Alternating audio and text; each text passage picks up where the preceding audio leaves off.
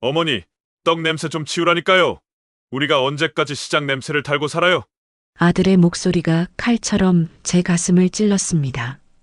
아들 생일을 이틀 앞둔 아침이었어요. 그날이 제 인생에서 가장 슬픈 날이 될 줄은 몰랐습니다. 하지만 동시에 가장 당당한 날이 되리라는 것도요. 새벽 3시 30분, 저는 알람 시계 소리에 잠에서 깼어요. 관절염으로 아픈 무릎을 달래며 일어났습니다. 벌써 3년째 매일 새벽 3시 30분에 일어나고 있어요. 나이가 들수록 일이 느려져서 더 일찍 시작해야 하거든요. 6평 단칸방 한쪽 구석, 낡은 가스레인지 2구. 여기서 매일 기적을 만들어내죠. 찬물에 손을 담그며 쌀을 일으키기 시작했어요. 겨울 찬물에 손이 얼얼했지만 참았습니다. 내일이면 우리 아들 생일이구나. 혼자 중얼거리며 무지개떡을 준비했어요. 빨간 파튼 상우가 어릴 때 좋아하던 색깔. 노란 단호박은 며느리 다연이가 예뻐하던 색깔. 초록 쑥은 제가 제일 자신 있는 맛. 각각의 색깔마다 42년간의 사랑이 담겨 있어요. 상우가 어릴 때는 쑥개떡만 보면 눈이 반짝였는데, 엄마, 이게 세상에서 제일 맛있는 거지? 그때가 그립습니다. 7살 상우가 제 치마를 잡고 매달리며 하던 말들. 엄마가 만든 떡은 마법떡이야. 먹으면 힘이 세진다고. 허리가 아파서 중간중간 벽에 기대어 쉬었어요. 무릎은 계속 시큰거렸고요. 하지만 아들 먹일 생각에 힘이 났어요. 새벽 5시까지 쉬지 않고 만들었습니다. 백설기 3종, 쑥개떡 2종, 팥떡 2종, 그리고 특별히 준비한 오색 송편까지 하나하나 정성스럽게 포장지에 싸서 예쁜 상자에 담았어요. 상자에는 상우야, 생일 축하해. 사랑하는 엄마가라고 손글씨로 적었습니다. 떡을 포장하다 말고 문득 침대 밑이 생각났어요. 그곳에 숨겨둔 검은 가방. 20년간 차곡차곡 모아온 비밀이 들어있는 등기부등본, 토지 매입 계약서, 상가임 대차 계약서. 아무도 모르는 제 또 다른 인생이 그 안에 있어요. 20년. 참 오래됐구나. 가방을 살짝 열어보며 한숨을 쉬었습니다. 때가 되면 언젠가는 무거운 떡 상자 3개를 들고 버스를 탔어요. 아침 러시아워라 사람들이 많았죠. 젊은 직장인들 사이에서 떡 냄새 때문에 눈치가 보였어요. 한 여자가 코를 찡그리며 자리를 피했어요. 아, 정말. 이런 냄새가. 작은 목소리였지만 제 귀에는 다 들렸어요. 30분 거리를 서서 갔어요. 무릎이 아팠지만 자리를 달라고 할 용기는 없었어요. 아들집 32평 아파트에 도착했어요. 현관 비밀번호를 누르고 조심스럽게 들어갔어요. 깔끔한 거실, 비싼 가구들. 제가 평생 살아온 6평 단칸방과는 다른 세상이죠. 식탁에 앉아있는 아들 상우 42와 며느리 다연 38. 그런데 제가 들어서자 표정이 일그러졌어요. 또 왔네. 다연이가 상우에게 작은 목소리로 중얼거렸어요. 하지만 제 귀에는 다 들렸어요. 어머니, 또 떡이에요? 상우의 목소리에는 짜증이 가득했어요. 마치 쓰레기를 보는 것 같은 눈빛이었죠. 너 생일인데. 새벽 3시부터 만들었어. 내가 어릴 때 좋아하던. 아, 정말. 다연이가 노골적으로 한숨을 쉬었어요. 어머님, 저희가 뭐라고 했죠? 오늘 저녁에 회사 상무님이 오신다고 몇 번을 말씀드렸잖아요. 이 시장 냄새 어떻게 할 거예요? 손님들이 코를 막을 것 같아요. 시장 냄새라니. 제 평생이 묻어있는 이 냄새를. 이 냄새로 그들을 키웠는데. 시장 냄새라니. 이게 다 너희들 먹여 살린. 그만해요, 어머니. 상우가 화를 내며 일어났어요. 회사에서 이미 소문났어요. 우리 어머니가 떡장수라고. 얼마나 창피한지 아세요? 부장님이 뭐라고 했는지 알아요? 어머니 직업을 물어보길래 어떻게 대답해야 할지 모르겠더라고요. 정말 언제까지 이럴 거예요? 다연이가 팔짱을 끼며 말했어요. 저희 친구들은 시어머니가 골프 치고 요가하고 하는데 우리 어머님은 떡이나 만들고 부끄러워서 친구들 앞에서 어머님 이야기도 못하겠어요. 그 말에 제 가슴이 무너져 내렸어요. 42년간 아들을 위해 살아온 제가 부끄러운 존재라니. 그리고 어머니, 이제 좀 그만하세요. 상우가 더욱 잔인하게 말했어요. 우리 애들한테도 안 좋아요. 친구들이 할머니가 뭐 하시냐고 물어보면 뭐라고 대답해야 해요? 할머니가 떡장수라고 말해야 해요? 요즘 시대에 제 손녀 지은이 이야기까지 나오니까 정말 견딜 수 없었어요. 그리고 솔직히 말하면 다연이가 결정타를 날렸어요. 요즘 떡 파는 사람들 보세요. 다 젊고 예쁜 사람들이 트렌디하게 하는 거예요. 어머님 나이에 무슨 떡장수예요? 보기에도 민망해요. 68세에 아직도 그런 일을. 좀 품위 있게 사세요. 그 순간 눈앞이 캄캄해졌어요. 68년을 살아오며 이렇게 모멸감을 느껴본 적이 있었나요? 그래, 알겠다. 더 이상 말할 힘이 없었어요. 목소리도 나오지 않았고요. 오늘 저녁엔 방에만 있을게. 아무 소리도 안 낼 테니까. 없는 사람처럼 있을게. 그리고 어머니, 이 떡들도 당장 치워주세요. 다연이가 손으로 코를 막으며 말했어요.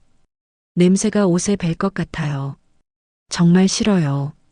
손님들 오시기 전에 환기도 시켜야겠네. 떨리는 손으로 떡 상자를 다시 들어 올렸어요. 새벽 3시부터 아픈 몸으로 만든 칠순 떡들을 20분도 안 되어 다시 가져가야 하는 현실. 그 순간 뭔가 단단한 것이 제 마음속에서 자라나기 시작했습니다. 내 말이 맞다. 엄마가 너희한테 짐이 되는구나. 현관문을 나서며 마지막으로 돌아봤어요. 제가 42년간 사랑했던 아들과 며느리. 이제는 모르는 사람처럼 느껴졌어요. 계단을 내려가며 중얼거렸어요. 그래도 내가 알아야 할 때가 올 거야. 엄마가 정말 누구인지, 누가 누구를 먹여 살리고 있는지, 그날 밤이 되어서야 알게 됐습니다. 시장 상인들에게 온 그 문자를 비상총회 마이너스 실소유주 전원 참석 요망. 이 진실이 드러나는 순간까지 끝까지 함께 해주세요. 그 일이 시작된 건 20년 전이었어요. 남편이 세상을 떠나던 그날부터였죠. 아무도 모르게 차곡차곡 모아온 비밀. 그 비밀이 이제 세상에 나올 때가 왔습니다. 집으로 돌아가는 길, 무거운 떡 상자를 들고 버스 정류장에서 기다렸어요. 사람들이 지나가며 힐끔힐끔 봤죠. 아마 떡 냄새 때문일 거예요. 한 젊은 여자가 코를 찡그리며 자리를 피했어요. 아, 정말. 작은 목소리였지만 제 귀에는 다 들렸어요. 버스 안에서도 마찬가지였어요. 사람들의 시선이 따가웠지만 참았습니다. 이제 익숙해져 버린 일상이거든요. 시장으로 돌아와 떡집 문을 열었어요. 좁은 떡집 안 벽에는 20년간의 추억이 빼곡했습니다. 어린 상우와 찍은 사진들. 엄마, 나 떡 만들 수 있어. 라며 웃던 7살 상우. 엄마 떡이 세상에서 제일 맛있어.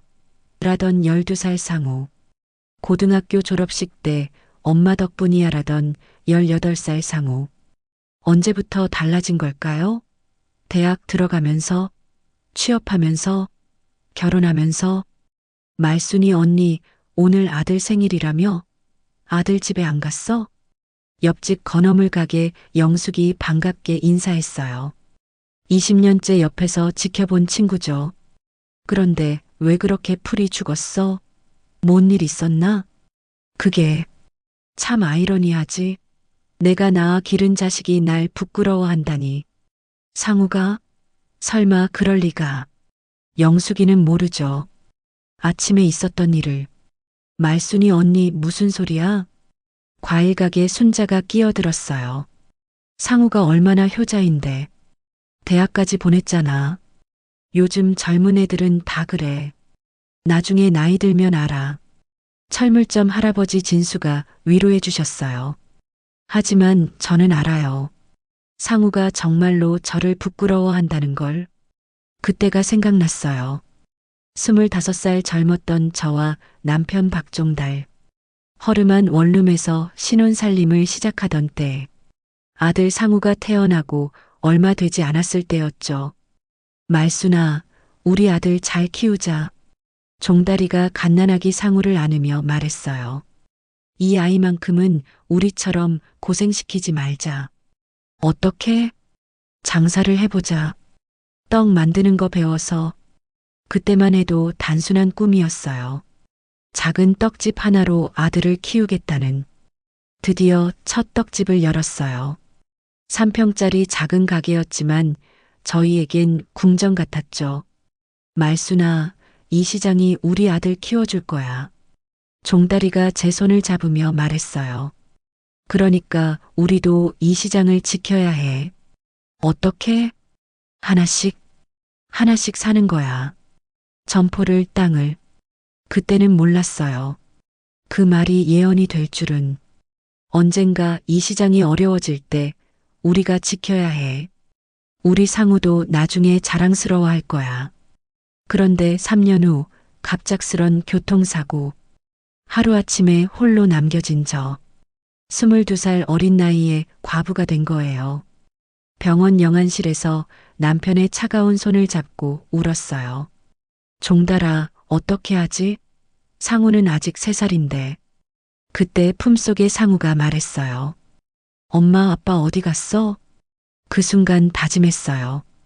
종달아, 약속할게. 내가 꿈꾸던 이 시장, 내가 꼭 지켜낼 거야. 상우가 자랑스러워할 수 있는 엄마가 될 거야. 그날부터 시작된 저만의 전쟁.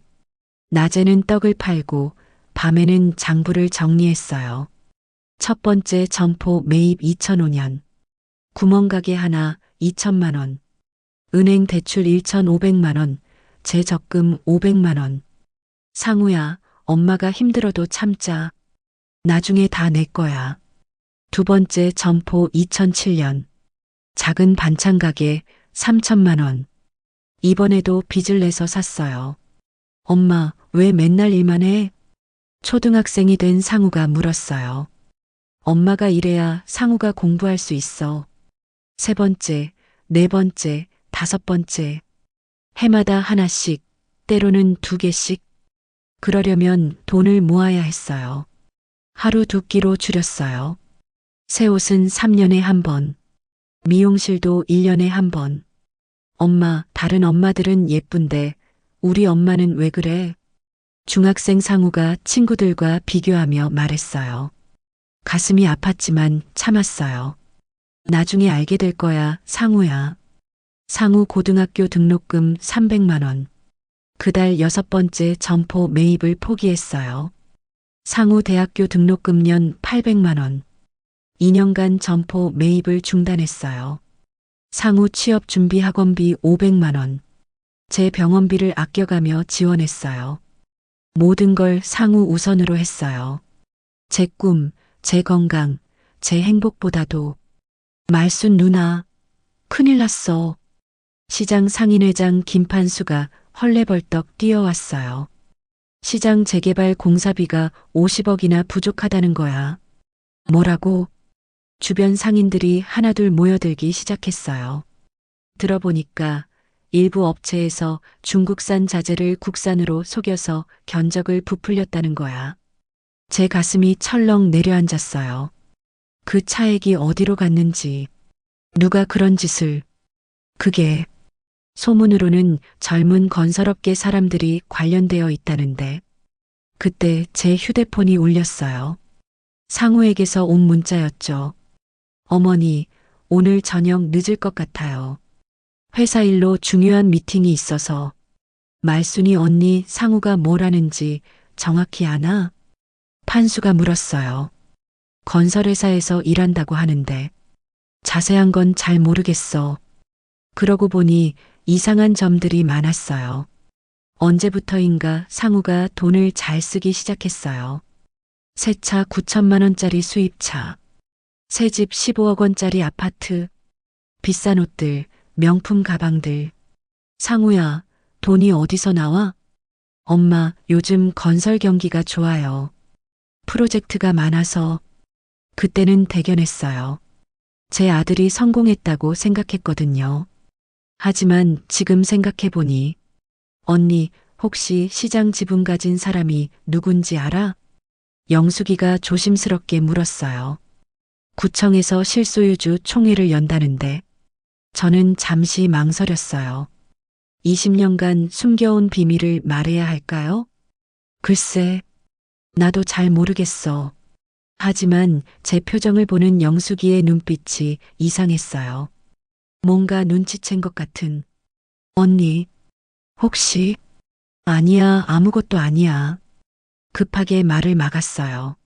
아직 때가 아니에요. 그날 저녁 약속대로 제 방에 조용히 들어가 있었어요. 거실에서는 상우와 다연이가 손님과 이야기하고 있었죠. 문틈으로 새어나오는 대화. 이번 시장 재개발 공사에서 저희가 실질적인 관리를 맡게 됐습니다. 상무로 보이는 남자의 목소리였어요. 좋습니다. 그런데 예산이 좀 빠듯하던데? 그건 걱정 마세요. 상우의 목소리가 들렸어요. 제 심장이 쿵쾅거리기 시작했습니다. 자재비에서 조정할 방법이 있습니다. 어떻게요? 중국산을 국산으로 표기하면 단가를 30% 줄일 수 있어요. 어차피 품질 차이도 크지 않고 시장 상인들은 어차피 모르는 일이니까요. 다연이의 목소리였어요. 특히 저희 어머님 같은 분들은 떡이나 파시는 분이라 제 다리에 힘이 빠졌어요. 벽에 기대어 겨우 서 있을 수 있었죠. 내 아들이, 내 며느리가 제가 20년간 지켜온 이 시장을 20년간 모든 걸 포기하며 모은 돈으로 지킨 시장을 제 아들이 이용하려 한다니. 그럼 차액은? 당연히 저희가 관리비 명목으로 가져가는 거죠. 상우가 웃으며 답했어요. 대략 20억 정도? 20억이요? 제가 20년간 모은 돈보다 많은 금액을 하루아침에 훔치려 한다고요? 그때 제 휴대폰에 문자가 왔어요. 시장상인연합회 비상총회 내일 오후 2시 실소유주 전원 참석 바람. 중요한 건 재개발 관련 부정 의혹 조사. 손이 떨렸어요. 20년간 숨겨온 비밀이 드러날 때가 온 거예요. 침대 밑 검은 가방을 끌어냈습니다. 그 안에 서류들을 하나하나 꺼내며 생각했어요. 등기부등본 41장, 계약서 41개, 시장 전체의 41%. 때가 왔구나. 남편 무덤에 가서 말했어요. 종달아, 이제 우리 약속 지킬 때가 왔어. 다음 날 아침 저는 중요한 결정을 내렸어요. 진실을 확인하기 위해서라도 아들이 정말 그런 짓을 하고 있는지. 그래서 그들을 따라가 봤습니다. 그리고 들었어요. 제가 들어서는 안 될 이야기를. 새벽부터 아들 집 앞에서 기다렸어요. 아파트 단지 벤치에 앉아서 지나가는 사람들이 이상하게 봤죠. 68세 할머니가 새벽부터 여기서 뭘 하나 하고. 하지만 상관없었어요. 진실을 알아야 했거든요. 오전 8시 30분 상우와 다연이가 나타났어요. 평소보다 한껏 차려입은 모습이었죠. 상우는 평소에 입지 않던 고급 정장, 다연이는 명품 가방과 하이힐. 오늘 중요한 날이라고 했지? 멀리서 그들의 대화가 들렸어요. 응, 계약만 성사되면 우리도 이제 진짜 부자야. 그들이 택시를 탔어요. 저도 급히 다른 택시를 잡았습니다. 아저씨, 앞에 택시 따라가 주세요. 할머니, 혹시 스파이예요? 택시기사가 농담조로 물었어요. 비슷한 거예요. 정말 스파이가 된 기분이었어요. 제 아들을 미행하는 스파이.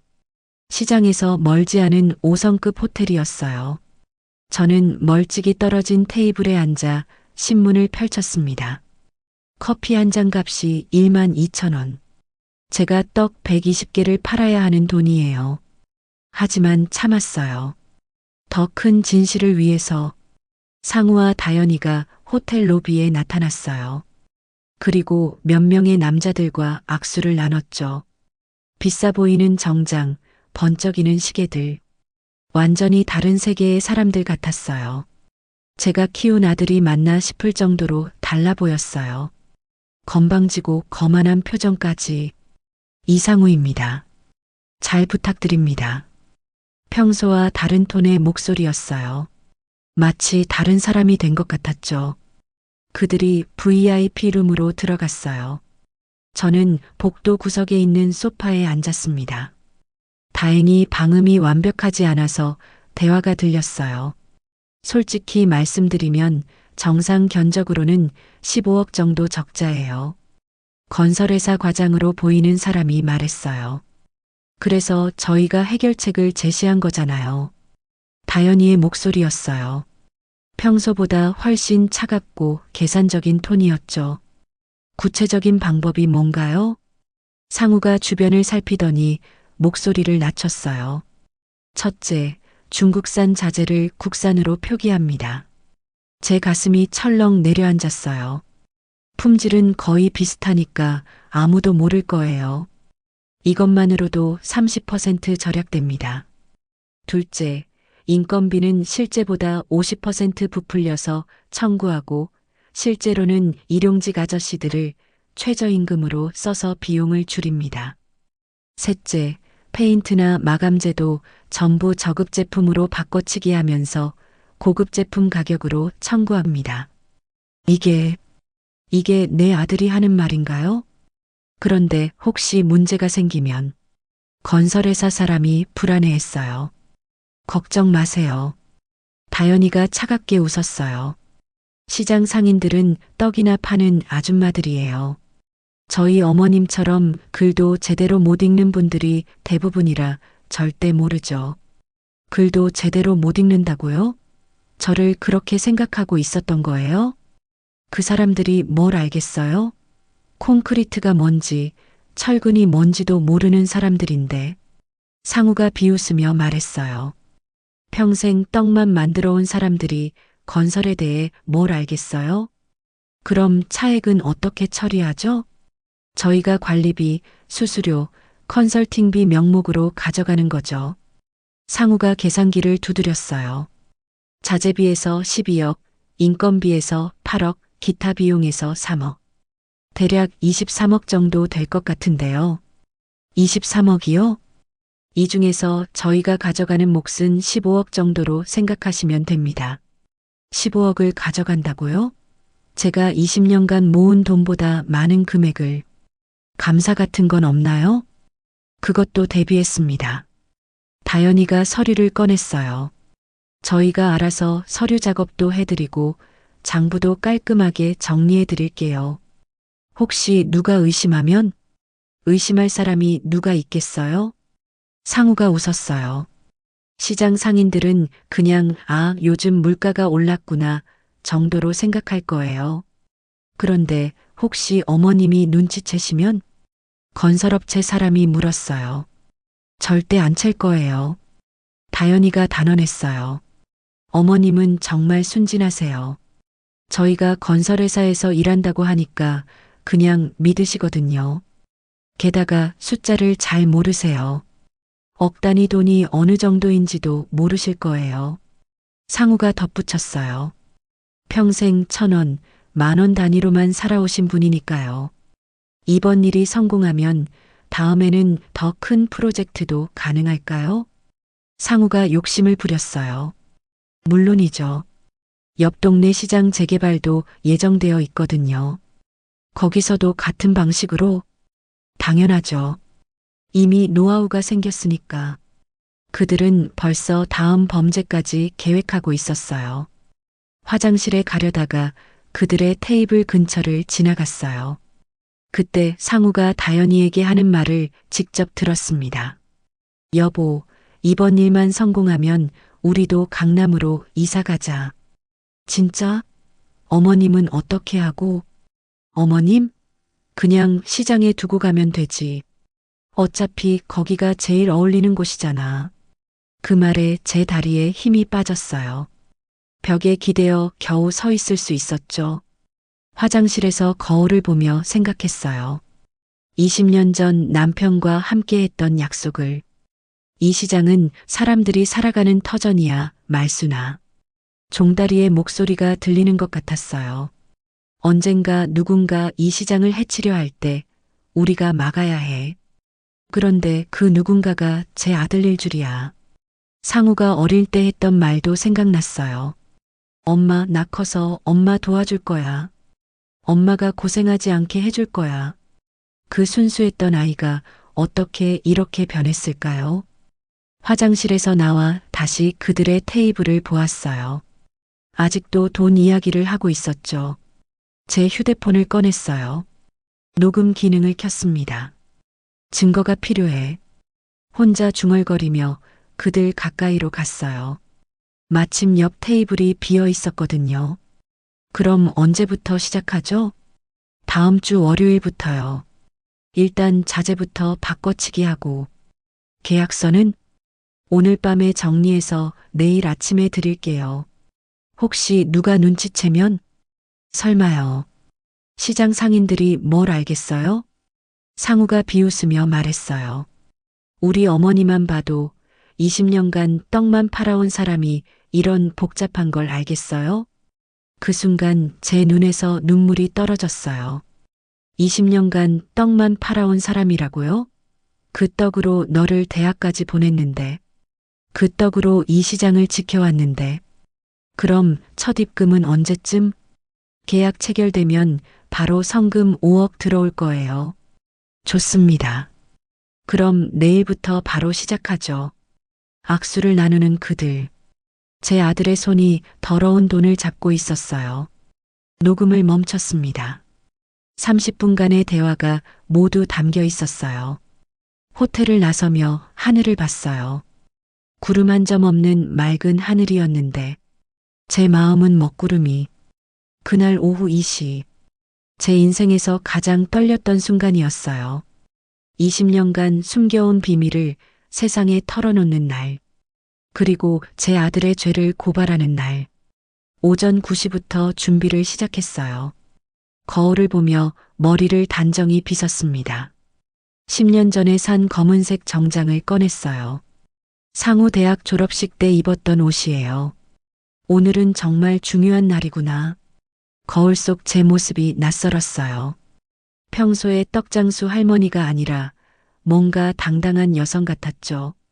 시장을 걸어가는데 상인들이 인사했어요. 언니, 오늘 왜 이렇게 차려입었어?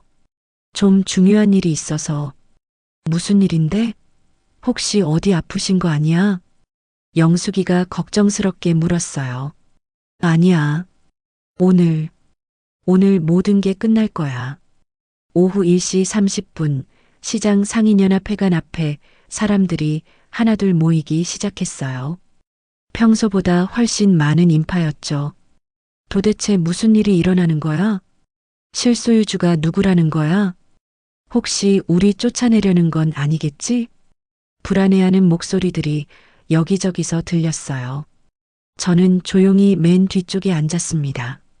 가방 속에는 20년간 모아온 모든 서류가 들어 있었어요. 낡은 회관에 상인들이 꽉 찼어요.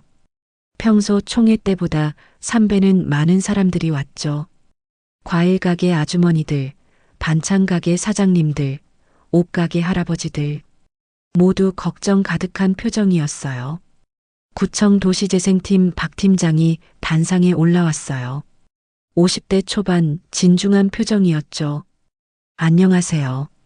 오늘 급히 총회를 소집한 이유는 회관이 조용해졌어요. 바늘 떨어지는 소리도 들릴 것 같았죠. 시장 재개발과 관련해서 매우 중요한 발표가 있기 때문입니다. 먼저 현재 시장 지분 현황을 말씀드리겠습니다. 스크린에 파이 그래프가 나타났어요. 여러 색깔로 나뉜 원 그래프. 1위 소유자. 팀장이 잠시 멈췄어요. 서류를 다시 확인하는 것 같았어요. 지분 41%. 또 다시 멈췄어요. 마치 자신도 믿기 어렵다는 듯이. 박말수님입니다. 회관이 조용해졌어요. 3초, 5초, 10초. 그러더니 갑자기 웅성거리기 시작했어요. 박말순? 누구야?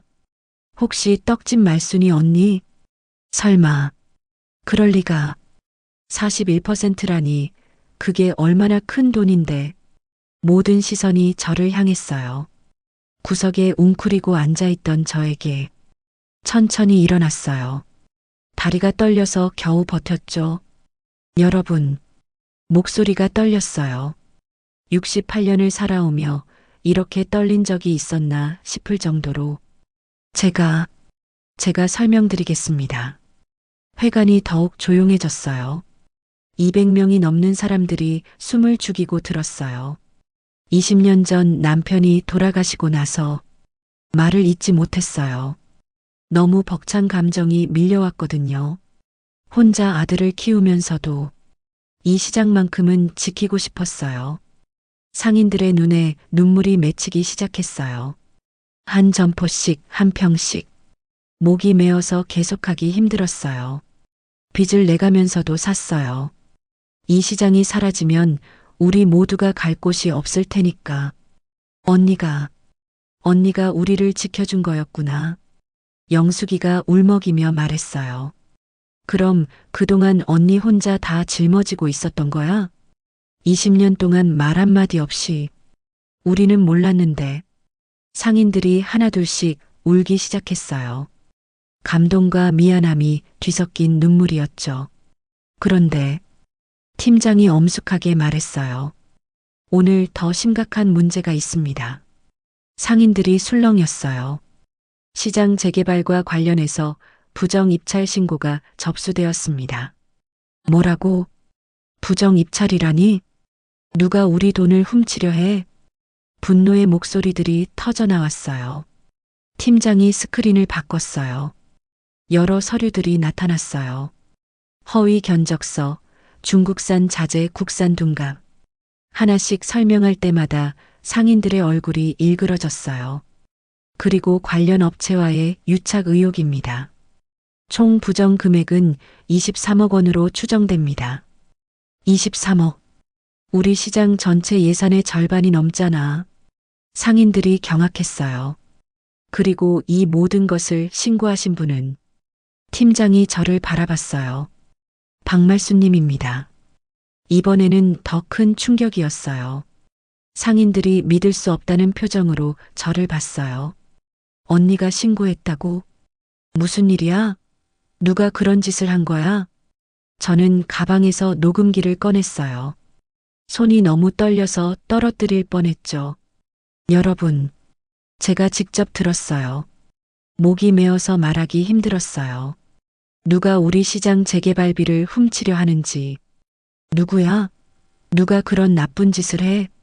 상인들이 분노했어요. 하지만 저는 이 말을 해야 하는 게 너무 아팠어요. 42년간 키운 아들을 고발하는 일이니까요. 제 아들이에요. 회관이 조용해졌어요. 아무도 말을 하지 않았어요. 믿을 수 없다는 표정들만 가득했죠. 제 아들 이상우와 며느리 최다연이. 눈물이 뚝뚝 떨어졌어요. 부정한 방법으로 23억을 빼돌리려 했어요. 그 중에서 15억을 개인적으로 가져가려 했고요. 손이 떨리는 상태로 녹음기를 켰어요. 상우와 다연이의 목소리가 회관에 울려 퍼졌어요. 중국산을 국산으로 표기하면 30% 절약됩니다. 시장 상인들은 떡이나 파는 아줌마들이라 아무도 모를 거예요. 저희 어머님처럼 글도 제대로 못 읽는 분들이 대부분이라. 상인들의 얼굴이 점점 일그러졌어요. 분노와 배신감이 뒤섞인 표정들이었죠.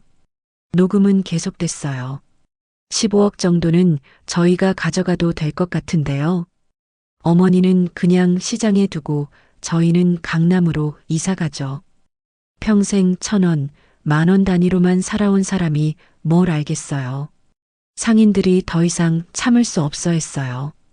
이 자식들이 우리를 뭘로 보고 20년간 언니가 지켜온 시장을 이런 식으로. 분노의 함성이 터져 나왔어요.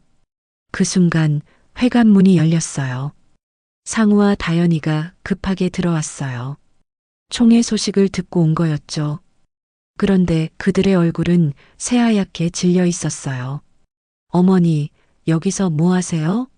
상우가 당황하며 물었어요. 그러다 스크린에 자신의 목소리가 나오는 걸 보고는 더욱 경악했어요. 이게 뭐예요? 어떻게 이런 걸? 상우야. 저는 아들을 바라봤어요. 42년간 키워온 제 아들을. 그 눈에는 이제 낯선 사람을 보는 시선이 있었어요. 내가 정말 그랬니? 어머니, 그게 아니라. 이건 오해가. 시장 재개발비 23억을 훔치려 했다는 게 사실이니? 상우가 말을 더듬었어요. 다연이는 아예 고개를 들지 못했고요. 이 자식들 봐라. 엄마 등쳐먹고 우리까지 속이려 했네. 이런 배신이 어디 있어. 상인들이 들고 일어났어요. 상우와 다연이를 향한 분노가 폭발했죠. 하지만 저는 더 차분했어요. 이미 각오를 끝낸 상태였거든요. 상우가 무릎을 꿇고 기어왔어요. 회관 바닥에서 빌기 시작했어요. 어머니, 제발. 이번 한 번만. 다연이도 마찬가지였어요. 어머님, 무릎 꿇을게요. 그냥 눈 감아주세요. 제발이요. 하지만 제 마음은 이미 굳어 있었어요. 24시간을 줄게. 단호한 목소리로 말했어요. 모든 부정을 시인하고 자수하든지 아니면 뭐요? 내가 이 시장의 주인으로서 너희를 법정에 세우겠다. 그날 밤이 제 인생에서 가장 긴 밤이었어요. 아들을 포기해야 하는 마지막 밤이었죠. 24시간이 흘렸어요. 아들은 자수하지 않았습니다. 그래서 저는 결정했어요. 아들이라 해도 용서할 수 없는 일이 있다는 걸. 밤새 고민했어요. 정말 이게 맞는 일일까요? 42년간 키운 아들을 세상에 고발하는 게. 하지만 결론은 같았어요. 저 혼자의 문제가 아니었거든요. 시장 전체 수백 명의 상인들, 그리고 그들의 가족들까지 피해를 보는 일이었으니까요. 새벽 5시에 일어나서 남편 무덤에 갔어요. 종달아, 내가 옳은 일 하는 거 맞지? 아들이지만 이건 안 되는 일이야. 바람이 불어왔어요. 남편이 대답하는 것 같았어요. 옳은 일이야, 말순아. 힘들어도 해야 할 일이야. 다음 날 오후 시장 연합회관에 상인들이 다시 모였어요. 어제보다 더 많은 사람들이 왔죠. 모두들 제가 어떤 결정을 내릴지 궁금해했어요. 말순이 언니, 정말 아들을 고발할 거야? 영숙이가 걱정스럽게 물었어요. 해야 할 일이야, 영숙아. 제 목소리는 확고했어요. 밤새 고민하고 내린 결론이었거든요. 하지만 솔직히 말하면 무서웠어요. 42년간 키운 아들을 세상에 고발한다는 게. 그래도 물러설 수 없었어요. 팀장이 다시 스크린을 켰어요. 이번에는 더 많은 자료들이 나타났어요. 어젯밤 추가 조사 결과입니다. 허위 견적서들, 중국산 자재 서류들, 그리고 계좌 이체 내역까지. 상우가 얼마나 치밀하게 계획했는지 알 수 있었어요. 총 부정 금액은 23억 원으로 최종 확정됩니다. 상인들이 경악했어요. 23억이라니.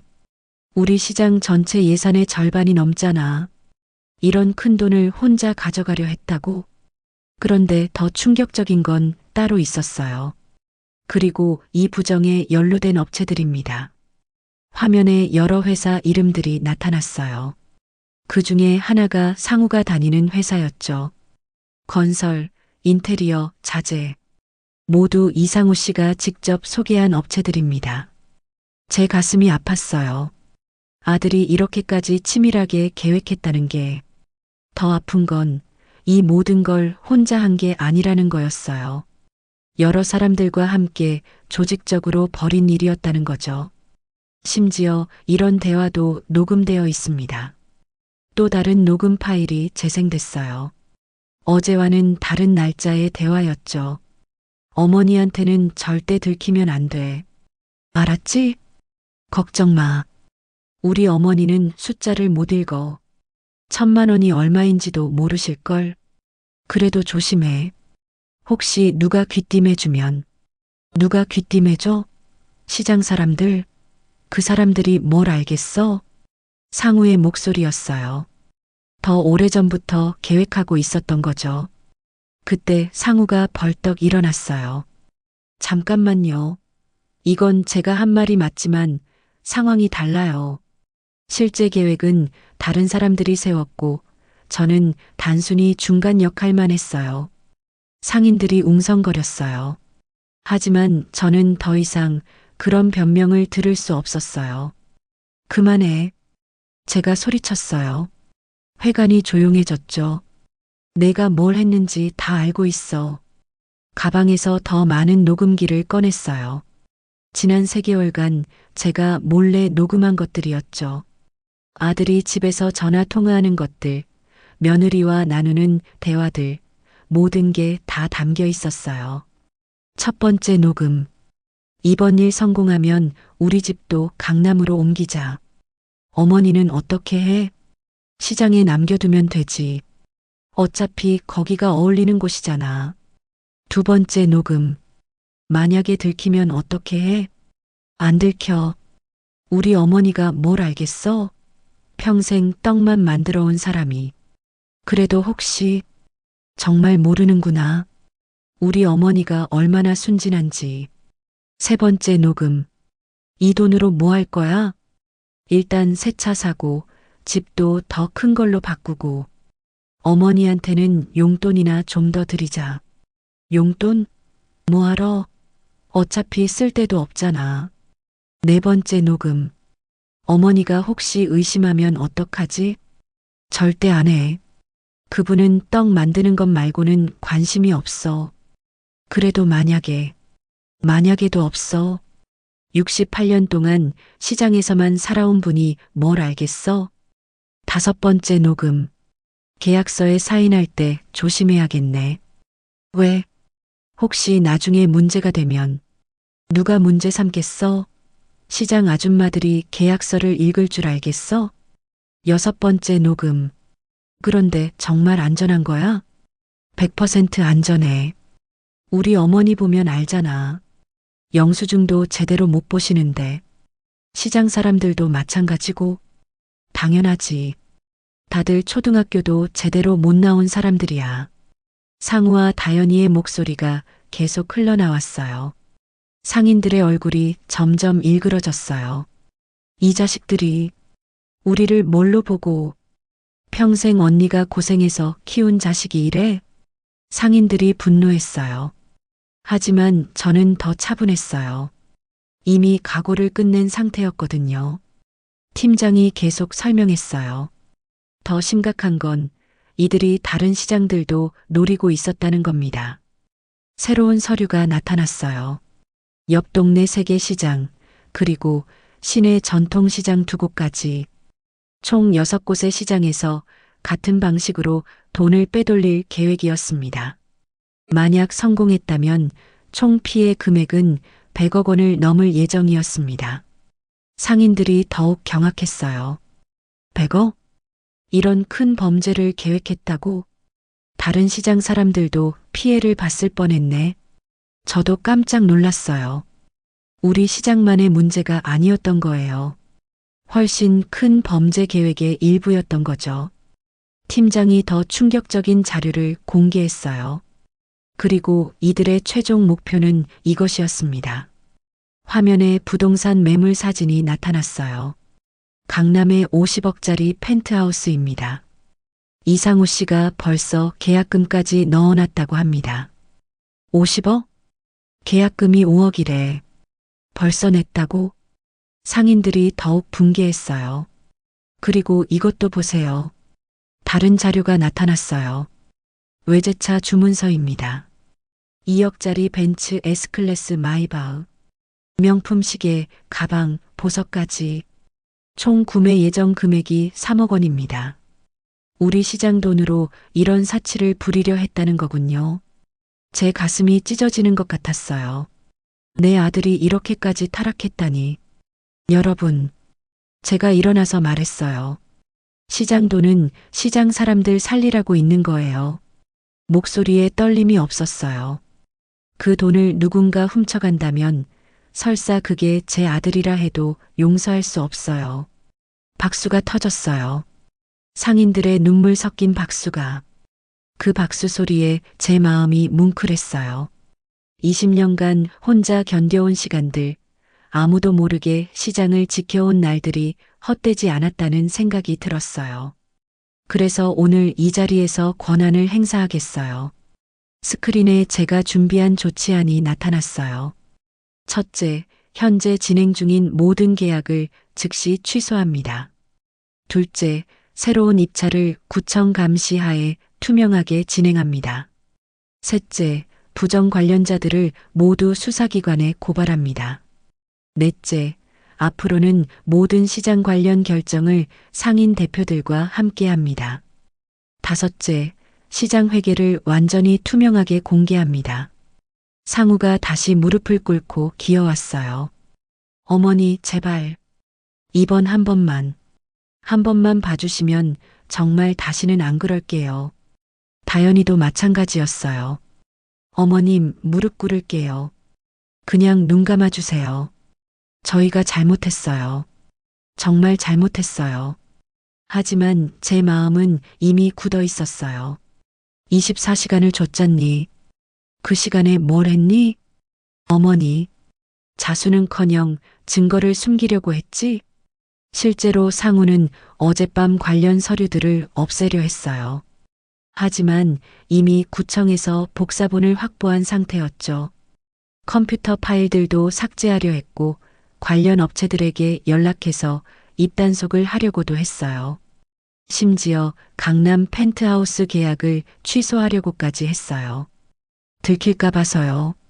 마지막 기회야. 제가 단호하게 말했어요. 지금 이 자리에서 모든 걸 털어놓고 진심으로 사과하든지 아니면 법의 심판을 받든지. 상우가 고개를 들었어요. 그 눈에는 여전히 반성의 기색이 없었어요. 오히려 원망스러운 표정이었죠. 어머니가 정말 저를 고발하실 건가요? 그래. 저는 주저하지 않았어요. 내가 제 아들이라는 걸. 이제는 포기해야겠구나. 그 말에 상우의 얼굴이 차갑게 변했어요. 좋아요. 어차피 이렇게 될 줄 알았어요. 어머니가 선택한 거잖아요. 아들보다 남들이 더 중요하다고. 그 말에 제 가슴이 찢어지는 것 같았어요. 하지만 물러설 수 없었어요. 그래. 내가 그렇게 생각한다면 할 수 없지. 상우와 다연이가 회관을 나갔어요. 뒤돌아보지도 않고 그 뒷모습을 보며 저는 울었어요. 42년간 키운 아들을 보내는 마음으로. 그날 밤 저는 혼자 떡집에 앉아 많은 생각을 했어요. 정말 제가 잘한 일일까요? 아들을 고발한 게 옳은 일일까요? 하지만 50억짜리 펜트하우스, 2억짜리 외제차, 그 모든 게 시장 사람들의 피와 땀이었어요. 남편 무덤에 가서 말했어요. 종달아, 내가 우리 약속 지켰어. 시장을 지켰어. 비록 아들은 잃었지만 더 많은 사람들을 지켰어. 바람이 불어왔어요. 남편이 대답하는 것 같았어요. 잘했어, 말순아. 정말 잘했어. 그로부터 사흘 후였어요. 제가 내린 결정의 결과가 나타나기 시작했습니다. 아들은 끝까지 잘못을 인정하지 않았어요. 그래서 저는 약속대로 실행에 옮겼습니다. 오전 9시 구청 민원실에 갔어요. 정장을 차려입고 평생 입어본 적 없는 정장이었죠. 영숙이가 빌려준 거였어요. 민원 담당자가 저를 신기하게 봤어요. 정식으로 고발장을 제출하러 왔습니다. 정말 제출하시겠어요? 아드님 일인데. 네. 확고한 의지입니다.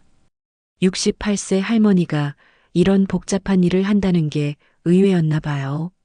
하지만 저는 준비가 되어 있었어요. 고발장에는 모든 증거가 담겨 있었어요.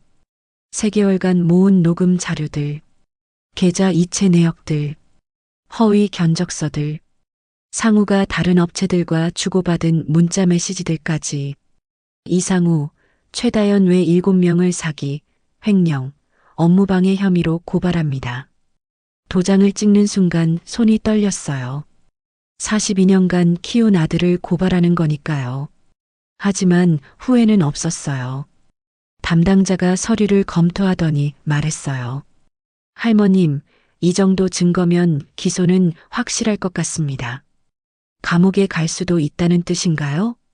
네, 금액이 크니까 실형이 나올 가능성이 높습니다. 그 말을 듣는 순간 가슴이 무너지는 것 같았어요. 제 아들이 정말 감옥에 간다니. 오후에 시장으로 돌아왔어요. 상인들이 하나둘 모여들었어요. 언니, 정말 고발했어? 응, 했어. 힘들었지? 영숙이가 제 손을 잡았어요. 힘들었어. 하지만 해야 할 일이었어. 그때부터 시장 분위기가 달라지기 시작했어요. 상인들이 자발적으로 나서기 시작한 거예요. 언니가 우리를 위해 아들까지 포기했는데 우리도 뭔가 해야지. 새로운 재개발, 우리가 직접 관리하자. 투명하게, 정직하게 하는 거야. 이번 기회에 정말 좋은 시장 만들어 보자. 20년 만에 처음 보는 모습이었죠. 상인들이 이렇게 단합하는 걸. 며칠 후 구청에서 연락이 왔어요. 박말수님, 시장 재개발 임시위원장을 맡아주시겠어요? 제가요? 네. 지분도 가장 많으시고 상인들 신뢰도 높으시니까요. 처음엔 망설였어요. 제가 그런 큰일을 할 수 있을까 해서요. 저는 그냥 떡장수인데 그런 어려운 일을 제가 할 수 있을까요? 할머님이 20년간 해오신 일을 보면 충분히 하실 수 있습니다. 상인들도 저를 믿어주었어요. 언니가 아니면 누가 해? 언니만 믿어. 언니가 제일 이 시장을 잘 알잖아. 그래서 맡기로 했어요. 생전 처음 해보는 일이었지만 일주일 후 첫 공식 회의가 열렸어요. 저는 위원장석에 앉았어요. 떡장수 할머니에서 시장 위원장이 된 거죠. 이번 재개발은 완전히 새롭게 시작하겠습니다. 제가 발표했어요. 모든 과정을 투명하게 공개하고 상인들이 직접 참여할 수 있도록 하겠습니다. 그리고 앞으로는 모든 계약서를 상인 대표들이 함께 검토하겠습니다. 박수가 터졌어요. 새로운 업체들이 입찰에 참여했어요. 이번에는 모든 과정이 공개되었죠. 견적서도 투명하게, 자재도 정확하게, 인건비도 정당하게. 이렇게 하니까 훨씬 깔끔하네. 맞아. 숨길 게 없으니까 편해. 가격도 더 합리적이고. 첫 회의에서 놀라운 일이 일어났어요. 정직한 업체들의 견적이 오히려 상우가 제시했던 부정 견적보다 싸게 나온 거예요. 이게 어떻게 된 거죠? 정직하게 하니까 중간에 빼돌릴 비용이 없어서 그래요. 그러니까 상우 씨가 얼마나 많이 가져가려 했는지 알 수 있죠. 상인들이 분개했어요. 그런데 며칠 후 충격적인 소식을 들었어요. 말순이 언니 상우가 구속됐대. 영숙이가 조심스럽게 말했어요. 검찰에서 증거가 확실하다고. 도주 우려도 있다고. 가슴이 무너지는 것 같았어요. 아들이 정말 감옥에 간다니. 그날 저녁 혼자 집에 앉아 울었어요. 42년간 키운 아들이 수갑을 차고 끌려간다니. 하지만 후회하지는 않았어요. 제가 선택한 길이니까요. 그날 저녁 다연이가 떡집으로 왔어요. 처음 보는 초라한 모습이었어요. 명품 가방도 없고 화장도 하지 않은 모습으로 어머님, 뭘 하러 왔니? 차갑게 대했어요. 용서해 주세요. 정말 잘못했어요. 무릎을 꿇고 빌었어요. 이제 와서 상우 오빠는 정말 감옥에 가야 해요? 그건 법이 정하는 일이야.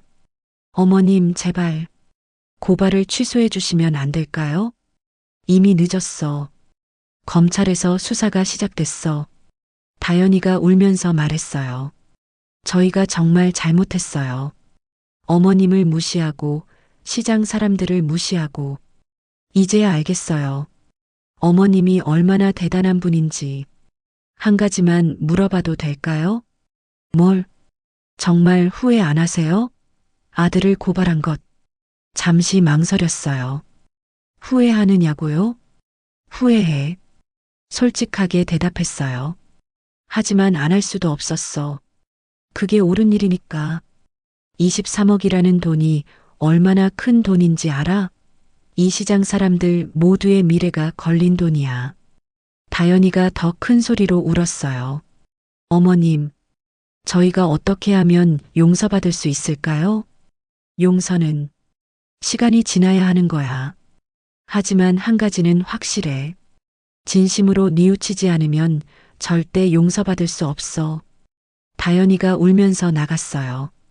그 뒷모습을 보며 저도 눈물이 났어요. 다음날 시장에 나갔더니 상인들이 모여 있었어요. 언니, 우리가 결정했어. 뭘? 언니를 영구 명예회장으로 추대하기로. 그런 거 필요 없어. 아니야. 필요해. 언니가 우리의 어머니야. 20년간 묵묵히 우리를 지켜준 은인이고 눈물이 나려고 했어요. 아들은 잃었지만 이렇게 많은 자식들을 얻었네요. 그리고 언니, 이것도 받아. 영숙이가 봉투를 내밀었어요. 뭐야, 이게? 상인들이 모은 돈이야. 언니가 그동안 혼자 다 짊어졌잖아. 이건 받을 수 없어. 받아. 이것도 우리 마음이야. 그 봉투 안에는 3천만 원이 들어 있었어요. 상인들이 십시일반 모은 돈이었죠. 언니 덕분에 우리가 살 수 있었어. 이제 우리가 언니를 도울 차례야. 그날 밤 남편 무덤에 갔어요. 종달아, 내가 잘한 거 맞지? 바람이 불어왔어요. 남편이 대답하는 것 같았어요. 우리 약속 지킨 거 맞지? 잘했어, 말순아. 정말 잘했어. 그렇게 들리는 것 같았어요. 무덤 앞에서 중얼거렸어요. 상우는 언제쯤 돌아올까? 그때까지 내가 기다려야겠지? 별이 유난히 밝게 빛나고 있었어요. 마치 남편이 저를 격려해 주는 것 같았죠. 집에 돌아와서 상우의 어린 시절 사진을 봤어요. 천진무구하게 웃고 있는 7살 상우. 엄마, 나 커서 엄마 도와줄 거야. 그때 했던 말이 생각났어요. 언젠가는 그 마음으로 돌아올 거야. 혼자 중얼거리며 사진을 가슴에 안았어요. 6개월이 흘렸어요. 시장 재개발은 순조롭게 진행되고 있었습니다. 그런데 그때 예상치 못한 일이 일어났어요. 감옥에 있던 아들에게서 편지가 온 거예요. 우편함에서 편지를 발견했을 때 깜짝 놀랐어요. 6개월 만에 처음 받는 아들의 소식이었거든요. 봉투를 보는 순간 손이 떨렸어요. 42년간 키운 아들의 글씨였거든요. 어머니께 안녕하세요. 상우입니다. 그동안 어떻게 지내셨는지요? 저는 많은 생각을 하며 지내고 있습니다. 편지를 읽으며 눈물이 났어요. 계속 읽고 싶으면서도 무서웠어요. 어머니, 이제야 알 것 같아요. 제가 얼마나 큰 실수를 했는지, 어머니가 얼마나 대단한 분인지. 감옥에서 신문을 봤어요. 시장 재개발이 성공적으로 끝났다고, 어머니가 위원장이 되어서 이끌었다고. 자랑스러웠어요. 동시에 부끄러웠고요. 편지를 읽으면서 가슴이 복잡했어요. 정말 변한 걸까요? 아니면 또 거짓말인 걸까요? 제가 떡장수 엄마라고 부끄러워했던 그 어머니가 실은 20년간 시장을 지켜온 수호자였다니. 제가 바보였어요. 정말 바보였어요. 어머니의 위대함을 모르고 오히려 어머니를 이용하려 했으니까요. 이 부분을 읽을 때 목이 메었어요.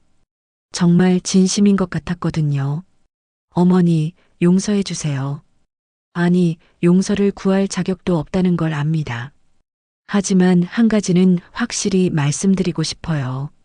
저는 변했어요. 여기서 많은 걸 배웠어요.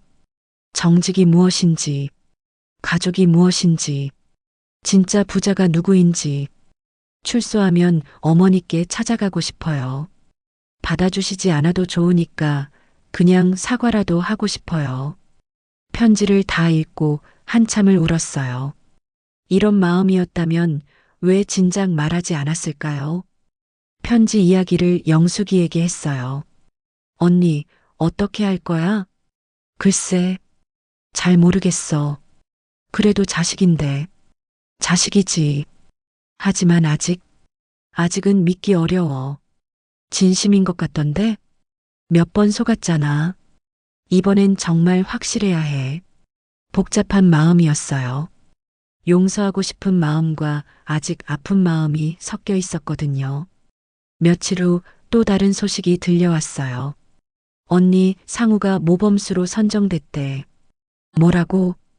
감옥에서 다른 수감자들에게 한글 가르치고 목공일도 열심히 한다고. 그리고 매일 일기도 쓰면서 자기 잘못을 반성하고 있다고. 정말 변한 걸까요? 아니면 또 다른 연기일까요? 그리고 언니, 이것도 들었어. 영숙이가 계속 말했어요. 상우가 감옥에서 동료 수감자한테 이런 말을 했다는 거야. 뭐라고? 우리 어머니는 진짜 부자다. 돈이 많아서가 아니라 마음이 부자다. 그런 어머니를 몰라본 내가 바보였다고. 그 말을 듣고 조금 마음이 움직였어요. 고민 끝에 면회를 가기로 했어요. 6개월 만에 아들을 만나는 거였죠. 교도소 가는 길이 이렇게 멀게 느껴질 줄은 몰랐어요. 버스 안에서 계속 생각했어요. 어떤 얼굴로 만나야 할까? 뭐라고 말해야 할까? 면회실에서 기다리고 있는데 상우가 나타났어요. 많이 야위었더라고요. 그리고 눈빛이 예전과 달랐어요. 어머니, 첫 마디부터 울먹였어요. 많이 힘들었지? 네. 하지만 많이 배웠어요. 예전과는 완전히 다른 모습이었어요. 건방진 기색이 전혀 없었죠. 어머니, 정말 죄송해요. 그런 말은 이제 그만해. 아니에요. 꼭 해야 해요. 상우가 고개를 숙였어요. 제가 어머니를 얼마나 무시했는지 이제야 알겠어요. 어머니는 제가 생각했던 단순한 떡장수가 아니라 진짜 사업가셨어요. 20년간 혼자서 이 큰일을 해내셨잖아요. 정말 뉘우치는 것 같았어요. 여기서 목공 배우고 있어요. 상우가 직접 만든 작은 나무 상자를 보여줬어요. 나중에 출소하면 이런 걸 만들어서 시장에서 팔고 싶어요. 정직하게, 당당하게. 그리고 어머니께 진짜 효도하고 싶어요. 진심이 느껴졌어요. 예전에 거짓말하는 상우와는 확실히 달랐어요. 상우야. 네, 어머니. 엄마는 내가 정말 변했는지 지켜볼 거야. 네. 출소에서도 지금 마음 그대로 살 수 있겠니? 네. 약속드려요. 그럼 조건이 있어. 뭐든지 하겠어요. 출소하면 시장에서 일해. 시장에서요? 그래. 떡집 도와주든지 아니면 내가 배운 목공으로 가게를 차리든지. 시장 사람들이 받아줄까요? 그건 내가 증명해야 할 일이야. 진짜 변했다는 걸. 그리고 또 하나. 네. 절대로 거짓말하지 마. 작은 거짓말이라도. 네, 알겠어요. 어머니, 한 가지만 물어봐도 될까요? 응. 정말 저를 용서해 주실 수 있나요? 잠시 생각했어요. 용서는 시간이 걸리는 거야. 하지만 기회는 줄게. 한 번만. 네, 감사합니다. 상우가 눈물을 흘렸어요. 진짜 눈물이었어요. 면회를 마치고 나오는 길에 생각했어요. 사람은 정말 변할 수 있을까요? 아들의 눈빛이 예전과 달랐어요. 진심으로 뉘우치는 것 같았어요. 혹시 모르니까요. 한 번 더 기회를 줘보기로 했어요. 시장으로 돌아와서 상인들에게 말했어요. 상우가 출소하면 시장에서 일하고 싶다고 해. 정말? 다들 어떻게 생각해? 잠시 조용했어요. 그러더니 영숙이가 말했어요.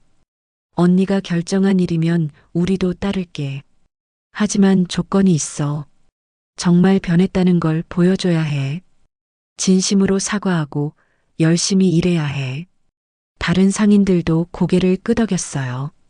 그래, 기회는 줘보자. 언니가 믿는다면 우리도 믿어볼게. 하지만 또 똑같은 짓 하면 그때는 우리가 가만 안 둘 거야. 고마웠어요. 상인들이 이해해 주는 게. 그날 밤 남편 무덤에 또 갔어요. 종달아, 내가 너무 약한 엄마인가? 그래도 자식인데. 한 번 더 기회를 줘보자. 이번에는 정말 마지막이야. 또 실망시키면 그때는 정말 포기할 거야. 별이 유난히 밝게 빛나고 있었어요. 남편이 저를 지켜보는 것 같았죠. 집에 돌아와서 상우에게 답장을 썼어요. 상우야, 엄마도 많이 생각해 봤어.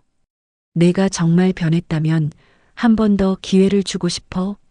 하지만 이번이 정말 마지막이야. 출소하면 시장에서 새로 시작하자. 정직하게, 당당하게. 엄마가 지켜볼게. 편지를 우체통에 넣으면서 기도했어요. 이번에는 정말 변해서 돌아오기를. 일주일 후 상우에게서 답장이 왔어요. 어머니, 기회를 주셔서 감사합니다. 절대 실망시키지 않겠어요. 출소하면 시장에서 떳떳하게 일하면서 어머니께 진짜 효도하겠어요. 그리고 시장 사람들께도 진심으로 사과드릴게요. 편지 마지막에 이런 말이 적혀 있었어요. 어머니 사랑해요. 이제야 진짜로 말할 수 있어요. 그 말을 읽고 울었어요. 42년 만에 처음 듣는 진심 어린 사랑한다는 말이었거든요. 1년 후 상우가 출소했어요. 그리고 약속대로 시장으로 왔습니다. 그때부터 시작된 진짜 변화의 이야기. 오늘 그 마지막을 들려드릴게요. 교도소 앞에서 상우를 기다렸어요. 1년 만에 보는 아들의 모습은 많이 달라져 있었어요. 어머니, 첫 마디부터 눈물이었어요. 하지만 예전의 건방진 모습은 전혀 없었어요. 잘 지냈니? 네. 정말 많이 배웠어요. 상우의 얼굴에는 겸손함이 있었어요. 예전처럼 거만하지 않았죠. 어머니, 정말 죄송했어요. 그리고 감사해요. 뭘? 기회를 주셔서요. 이번에는 정말 실망시키지 않을게요. 시장에 도착했을 때 상인들이 나와 있었어요. 모두들 조심스러운 표정이었죠. 안녕하세요. 이상우입니다. 상우가 깊게 인사했어요. 정말 죄송했습니다. 어머니와 여러분들께 큰 피해를 끼쳤습니다. 다시는 그런 일 없도록 하겠습니다. 진심이 느껴지는 사과였어요. 예전의 가식적인 모습과는 완전히 달랐죠. 그리고 앞으로는 이 시장에서 정직하게 일하겠습니다. 여러분들이 인정해 주실 때까지 열심히 하겠습니다. 상인들이 조금씩 고개를 끄덕였어요. 시장 한쪽 구석에 작은 목공방을 차렸어요. 감옥에서 배운 기술로 소품들을 만들기 시작했죠. 처음엔 아무도 사지 않았어요. 당연한 일이었죠. 하지만 상우는 포기하지 않았어요. 매일 성실하게 작업했어요. 그리고 더 중요한 건 태도가 완전히 달라진 거였어요. 아침 일찍 나와서 시장 청소를 했어요. 어른들께 먼저 인사했어요. 절대 건방지게 굴지 않았어요. 상우야, 고생한다. 아니에요. 당연한 일이에요. 예전 같으면 이런 일 안 했을 텐데. 그때가 부끄러워요. 지금이라도 제대로 하려고요. 한 달이 지나자 조금씩 분위기가 달라졌어요. 상우가 만든 이거 꽤 괜찮네. 솜씨가 좋아졌어? 감옥에서 제대로 배웠나 봐. 2달째 되던 날이었어요. 영숙이가 처음으로 상우의 물건을 샀어요. 이거 하나 주세요. 작은 나무 젓가락통이었어요. 고맙습니다. 상우가 눈물을 글썽였어요. 첫 매출 3,000원에 그렇게 기뻐하다니. 영숙 이모, 정말 감사해요. 그래, 이제부터 정말 열심히 해라. 네, 절대 실망시키지 않을게요. 그 모습을 보며 저도 뭉클했어요. 예전에 상우라면 3,000원 따위는 우습게 여겼을 텐데 3개월이 지나자 확실히 달라졌어요. 상우야, 이거 좀 수리해 줄 수 있니? 상우 솜씨가 좋다더라. 얼마야? 아, 그런 작은 일은 그냥 해드릴게요. 상인들이 하나둘씩 일을 맡기기 시작했어요. 상우는 절대 돈을 밝히지 않았어요. 제가 할 수 있는 일이라면 무료로 해드려요. 왜? 제가 여러분께 끼친 피해에 비하면 아무것도 아니에요. 그런 상우를 보며 상인들도 마음을 열기 시작했어요. 6개월째 되던 어느 날 큰 사건이 일어났어요. 시장에 불이 날 뻔한 거예요. 전기 합선으로 작은 화재가 시작됐는데 상우가 제일 먼저 발견했어요. 불이야, 불이야. 소리치며 소화기를 들고 달려갔어요. 자칫하면 큰 화재가 될 뻔했는데 상우 덕분에 초기에 진압됐죠. 상우야, 고마워. 내가 아니었으면 큰일 날 뻔했어. 정말 고생했다. 그날 이후로 상인들의 시선이 완전히 달라졌어요. 이제는 정말 가족처럼 대해주었죠. 1년이 지나자 상우는 완전히 시장의 일원이 되었어요. 상우야, 우리 가게 선반 좀 만들어줄래? 상우 목공 솜씨가 최고야. 이번엔 얼마야? 이모들한테 뭔 돈을 받아요. 그냥 해드릴게요. 이제는 일감이 밀려들 정도였어요. 그런데 더 중요한 건 상우가 번 돈을 어떻게 쓰는지였어요. 어머니, 이번 달 수입이야. 상우가 봉투를 내밀었어요. 이걸 왜 내게 줘? 시장 발전 기금으로 써주세요. 내가 번 돈인데 어머니가 가르쳐 주셨잖아요. 돈은 돌리는 거라고. 제가 이 시장에서 받은 것에 비하면 아무것도 아니에요. 그때 정말 확신했어요. 아들이 진짜 변했다는 걸. 그런 상우를 보며 다연이도 달라졌어요. 처음엔 이혼 이야기도 나왔었는데 다시 화해했어요. 어머님, 저도 시장에서 일하고 싶어요. 뭘 할 건데? 반찬 가게를 해보려고요. 정직하게. 손님들한테도 진심으로 사과하면서요. 이제는 가족 모두가 시장에서 일하게 됐어요. 그리고 모두 정직하게 살고 있었죠. 2년이 지난 지금 시장은 완전히 달라졌어요. 깨끗하게 재개발된 건물들, 활기찬 상인들의 웃음소리, 그리고 투명하게 운영되는 모든 시스템. 말순이 회장님, 이제 상인들이 저를 이렇게 불러요. 회장이 아니라 그냥 말순이 언니라고 해. 안 돼요. 언니는 우리의 어머니이자 회장님이에요. 20년간 우리를 지켜주신 은인이시고요. 요즘은 3대가 함께 떡집을 운영해요. 저와 상우, 그리고 며느리 다연이까지. 할머니, 이 떡 정말 맛있어. 손녀 지은이가 떡을 먹으며 웃어요. 할머니가 정성껏 만든 거야. 아빠도 떡 만들 줄 아나? 응, 할머니한테 배우고 있어. 우와, 우리 아빠 최고야. 예전에는 상상도 할 수 없었던 모습이에요. 어느 날 상우가 물었어요.